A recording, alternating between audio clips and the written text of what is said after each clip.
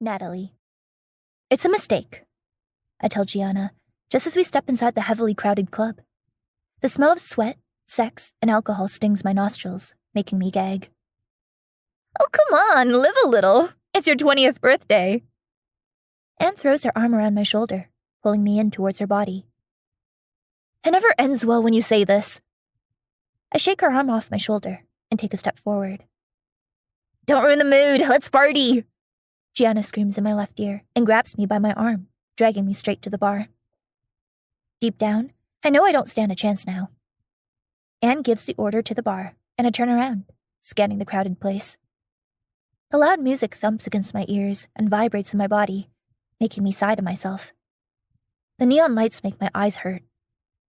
Do you tell me once again why we're here of all the places? It's free land. Anyone can attack us here. I yell at Gianna, who's swaying her body to the music. It's the best club in the city! Gianna shouts back, a grin stretching across her lips. I can already sense her eyes roaming around the dance floor, searching for the prey for tonight. I roll my eyes while resting my back against the bar counter. Enzo will be mad at me if he finds out I came here. He doesn't like it. I whisper under my breath. But it's still audible to Gianna and Anne because of the heightened senses that come as a strength to us werewolves. Fuck that asshole for tonight at least, Anne hisses and hands me the shot. I glance at the small glass in my hand, then at Anne. That asshole is my boyfriend. And next in line to take the place of our fucked up alpha. Gianna chuckles from beside me. He is hot, I reason with my best friends. That's the only reason that we're allowing you to date him.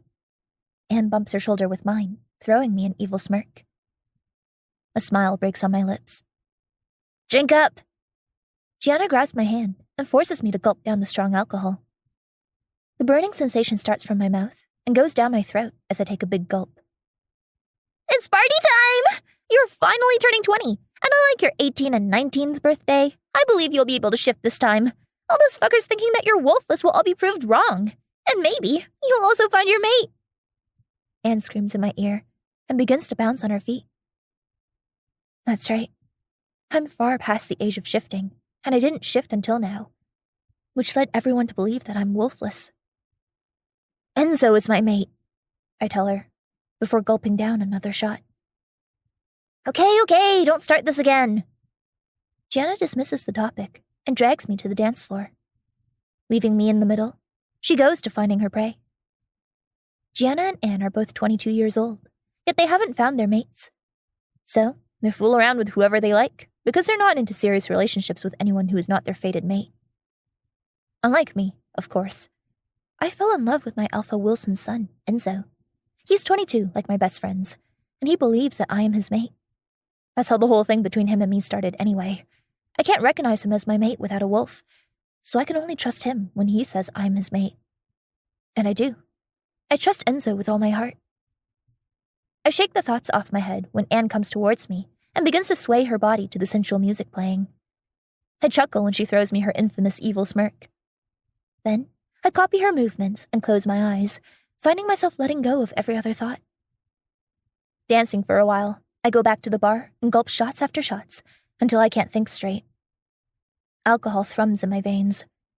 My vision becomes clouded, and a wave of heat hits me. No. I suck the air harshly, taking hold of the bar counter behind me.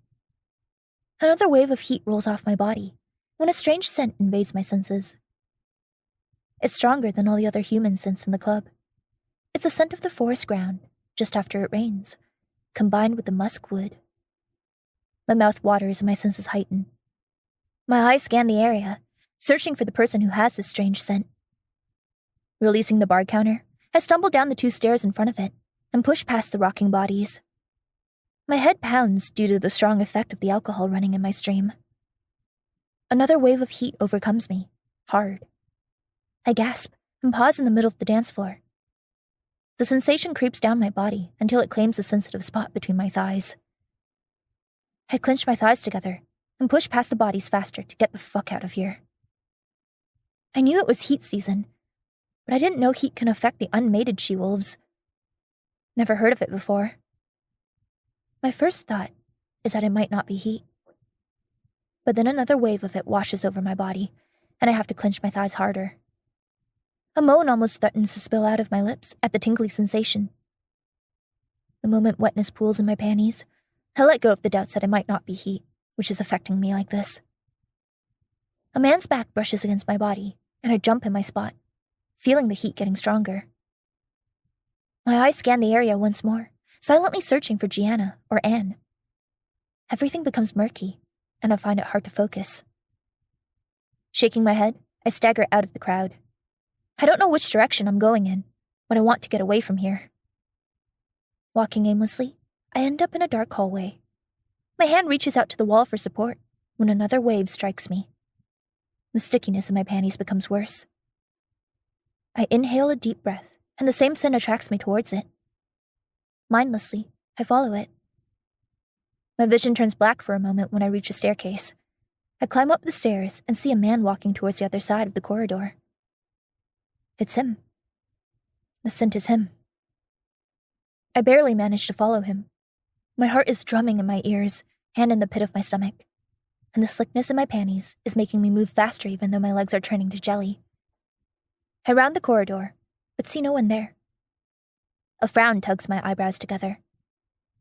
I sigh and place my back against the cold wall before closing my eyes. Another episode of heat claims my body and makes my back arch off the wall. A moan leaves my lips, and my hand instantly reaches up to cover my mouth. My eyes close on their own, while I pant in the silent corridor. Why are you following me? The deep voice startles me. My eyes snap open. I look at my right and see the man standing there. His scent wraps around me, causing me to take some strong, deep breaths.